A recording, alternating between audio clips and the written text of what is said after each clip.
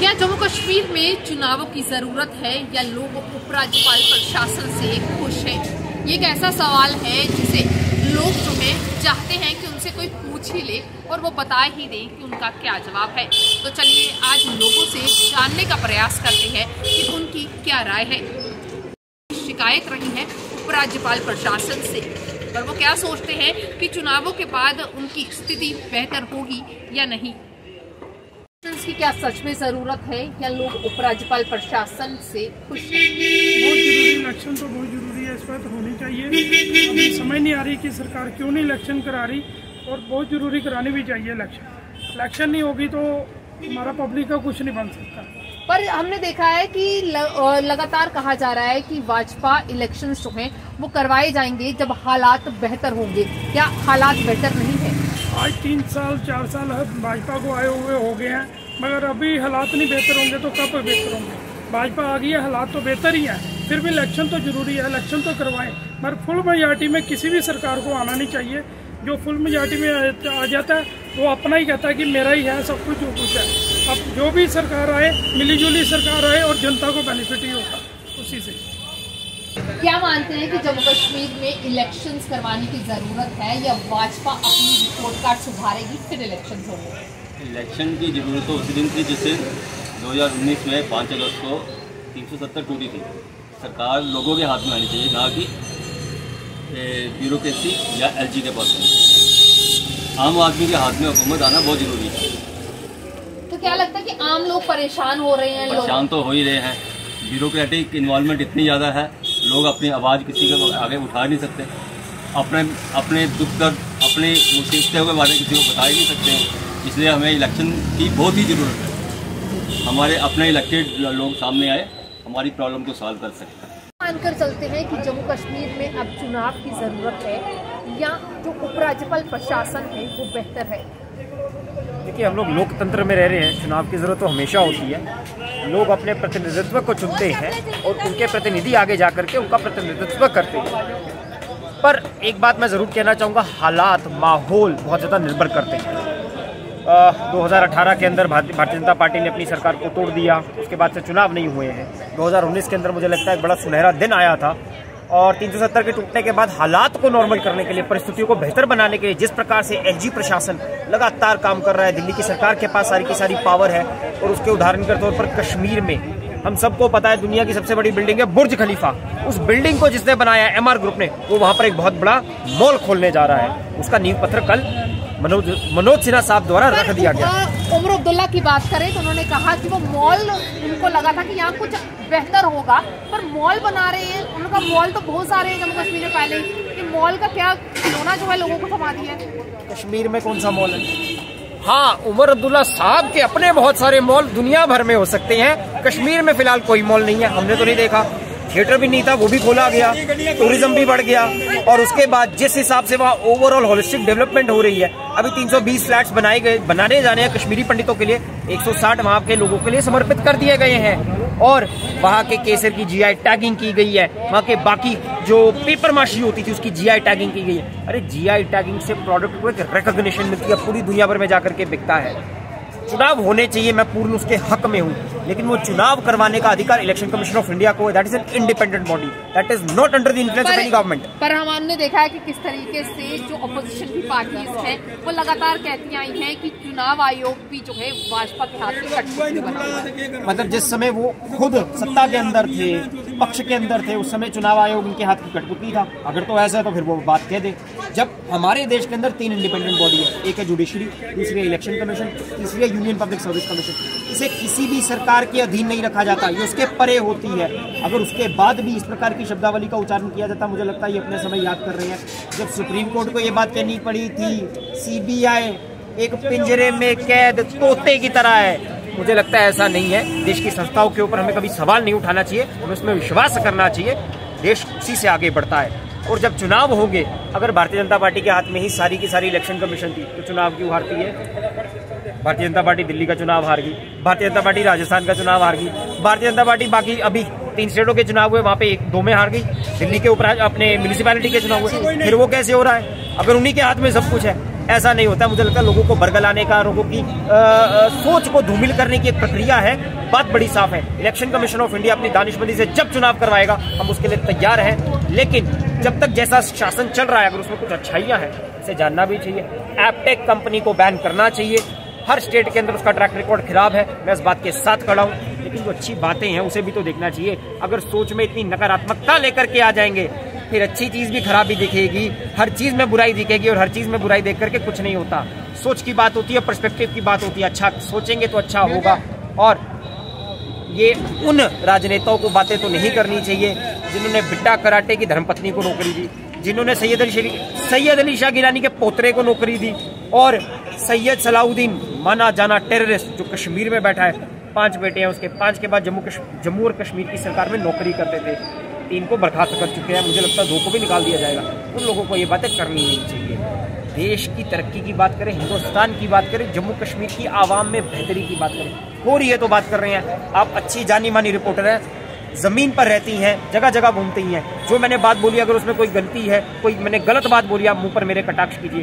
Anti encroachment drive मुझे लगता है इज अ हॉलमार्क, आज तक कभी नहीं हुआ था। इतने बड़े बड़े गुर्गे, इतने बड़े बड़े व्यापारी जो कहते थे, इस प्रकार से एलजी साहब ने कहा अरे अपने पुश्तों के लिए, अपनी आने वाली पीढ़ियों के लिए जमीन इकट्ठी करनी थी, किसी के बाप की जमीन तो नहीं है, सरकार की जमीन है। और एलजी साहब ने क्या कहा है, जमीन खाली कराई जाएगी, बड़ी जमीन पर इंडस्ट्री लगेगी, छोटी जमीन पर खेलकूद के मैदान बनेंगे, और इस प्रकार से कश्मीर में जो बिल्कुल गरीब व्यक्ति है उसको दफनाने के लिए 2 गज की जमीन भी नहीं मिलती है, वो जमीन उसे दी जाएगी। मुझे लगता है अच्छा कदम है, इसका हमें स्वागत करना चाहिए, और गंदी ओछी राजनीति ना करते हुए चुनाव के लिए हम बिल्कुल तैयार हैं। जिस समय इलेक्शन कमीशन ऑफ इंडिया कहेगा चुनाव करवाना है, चुनाव होने चाहिए, लेकिन सवाल चिन्ह नहीं खड़ा करना चाहिए। आप चुनाव जीते तो बहुत बढ़िया, आप चुनाव हार गए तो सब खराब है। ऐसी परिस्थिति को खत्म करके देश को आगे बढ़ाने के लिए काम करना चाहिए। क्या मानते हैं कि जम्मू कश्मीर में इलेक्शंस की कितनी ज़रूरत है, और जो ये लगातार कहा जा रहा है कि जब सिचुएशन बेहतर होगी तो इलेक्शंस करवा दी जाएंगी, क्या जम्मू कश्मीर के हालात बेहतर रही है कि यहाँ पर चुनाव करवाई जाएगी? देखिए, ये तो गवर्नमेंट आई वॉश कर रही है, ये सारा किया धरा गवर्नमेंट का है, और इसके पीछे हाथ है बीजेपी वालों का। मैं जो क्लियर कट कहता हूँ कि उनको पता चल गया कि उनकी ग्राउंड ख़त्म हो चुकी है जम्मू के अंदर, जम्मू कश्मीर के अंदर, जिस कारण वो इलेक्शन नहीं होने दे रहे। अगर ये साथ में क्या कह रहे हैं कि आज जम्मू कश्मीर के हालात बिल्कुल क्लियर हैं, जम्मू के अंदर टेररिज्म ख़त्म है, हमारी पुलिस भी कह रही है, एलजी साहब भी कह रहे हैं, बट इलेक्शन में क्या प्रॉब्लम आ रही है? जब कोई चुनी हुई सरकार होती है तो हम लोग उनसे अपनी काम करवाते हैं, कुछ करते हैं। आज सब सेंटर से आ रहे हैं IAS अफसर, IPS अफसर, जिनके पास हमारी अप्रोच नहीं है।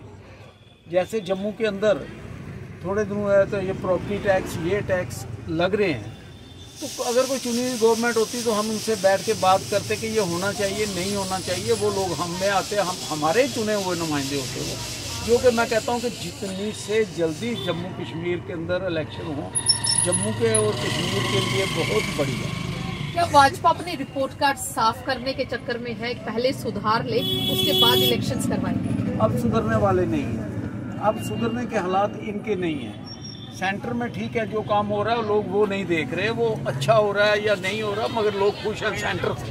बट स्टेट के अंदर इन लोगों ने जो किया है, जो लोगों के साथ इन्होंने बुराई किया, अच्छा नहीं किया। आज आप देख लीजिएगा कौन सा नुमाइंदा इनका जो पब्लिक के बीच आ रहा है, कौन जा रहा है, कोई कुछ नहीं है। और ये आने वाले टाइम में इनको बताएगा कि अब ये मोदी के नाम पे जीतने वाले नहीं है। और ये आपकी बात के लिए कोशिश कर रहे हैं कि हम जो हमने अपना घर भरा है, लोगों का नुकसान किया है, कि उसकी भरपाई कर ले थोड़ी बहुत, मगर वो होती हुई दिखाई नहीं दे रही। हम तो कहते हैं कोई भी आए, कोई भी किसी भी पार्टी का आए, मगर जम्मू का नुमाइंदा तो होगा ना, जिसके पास हम जा सकेंगे, वो हम लोगों के बीच आएगा। आज हम किसको अपने बीच खड़ा करेंगे, किससे बात करें कि हमारी ये प्रॉब्लम्स हैं, ये प्रॉब्लम सुनने वाला कोई नहीं है। घर बैठे फैसले हो जाते हैं, सब कुछ हो जाता है, कि जो अच्छी बात नहीं है। हम फिर कहेंगे कि जम्मू कश्मीर के अंदर जितनी जल्दी से जल्दी इलेक्शन हो जाए सबसे बेहतर। क्या मानते हैं कि जम्मू कश्मीर में इलेक्शंस की कितनी जरूरत है?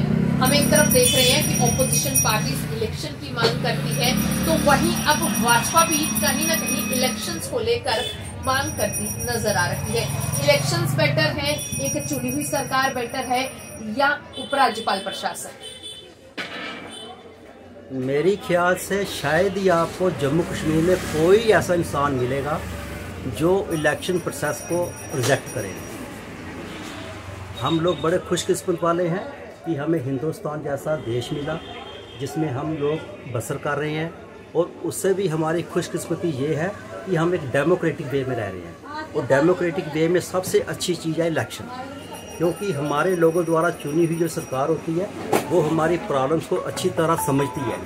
तो उससे ये है कि जो हमारे लोगों के काम होते हैं, मान लो कि हमारी डायरेक्ट अप्रोच नहीं भी होती गवर्नमेंट के कार्यालय में, जो हमारा चुना नुमाइंदा हमारे साथ जाता है वो एक एमएलए नहीं होता, वो एक कारपोरेटर नहीं होता। एमएलए का मतलब होता है वो 3.5 लाख इंसान को रिप्रेजेंट कर रहा है। एक एमएलए जाने का मतलब ये आ जाता है कि ये शख्स 3.5-4 लाख इंसान को रिप्रेजेंट कर रहा है, और उसकी ऑफिस में नेचुरली सुनवाई होती है, और जो हमारे काम रुके हुए होते हैं उसके फेस वैल्यू पे जाकर वो काम हो भी जाते हैं। उसका हमें कहीं ना कहीं नुकसान तो होता ही है। लेकिन मैं ये आज आपके माध्यम से कहना चाहता हूँ लोगों की, जनता को, हमारे जो जम्मू शहर की जनता है, श्रीनगर के हमारे भाई हैं, चाहे वो जिस भी कम्युनिटी के हैं, सबको इस प्रोसेस का वेलकम करना चाहिए कि हमें डेमोक्रेटिक वे में चुनी हुई सरकार चाहिए। ये एक हम लोगों के जरूरी तो है, मैं इस बात को दोबारा दोहराता हूँ, ये एक हमारे लिए तो अच्छा है कि हमारी जो फाइल्स, जो हमारे काम दफ्तर में पड़े हैं, वो उसको थोड़ी सी स्पीड मिल जाती है, और वो हो भी जाते हैं जो होने वाले हों। जो हो ही अनजेन्युइन, उसके लिए रोष क्या तो दोष क्या, वो तो बात इलादा है। उससे भी ज़्यादा आज की डेट में इलेक्शन की जरूरत है वो पॉलिटिकल पार्टी बीजेपी वालों को है, क्योंकि जो आज के टाइम में सब कुछ लोग कह रहे हैं कि सिन्हा साहब ने ये किया, सिन्हा साहब ने ये किया, लोग उनको अच्छा नहीं समझ रहे। जो देखने में आ रहा है, हमें तो उनके साथ कोई वास्ता है नहीं, हम तो दुकानदार लोग हैं। लेकिन जो हमारे जो लोग हैं जो दफ्तर में जाके नाराज होके आते हैं, मायूस होके आते हैं, वो बोलते हैं भी दफ्तरों में काम नहीं हो रहे।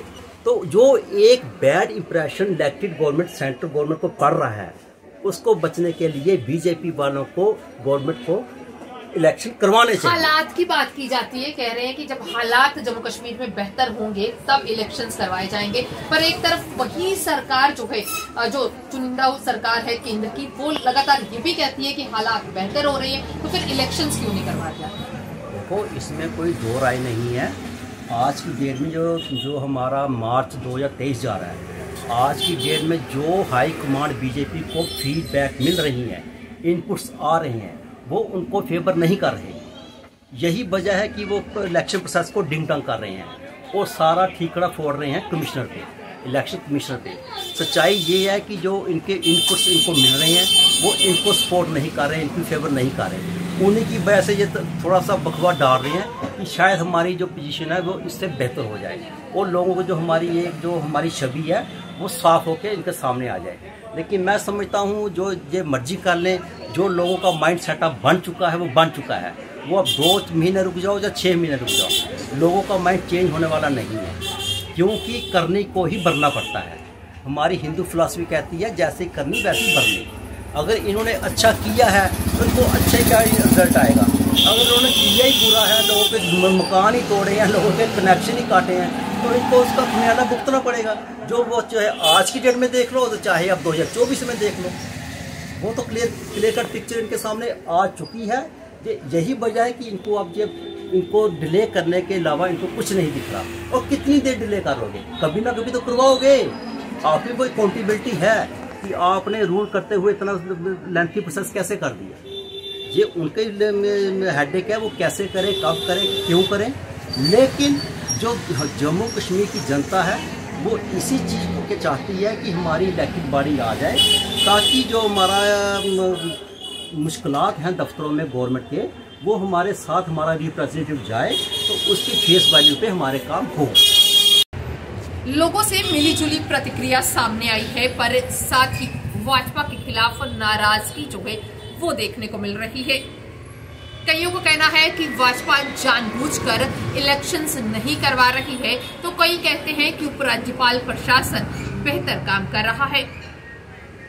हम आपसे भी जानना चाहते हैं कि आपकी क्या राय है। नीचे कमेंट सेक्शन में जरूर अपनी राय साझा कीजिएगा और साथ ही हमारे फेसबुक, इंस्टा और यूट्यूब चैनल को सब्सक्राइब करना ना भूलें। बने रहें DRT न्यूज के साथ बाकी अपडेट्स के लिए।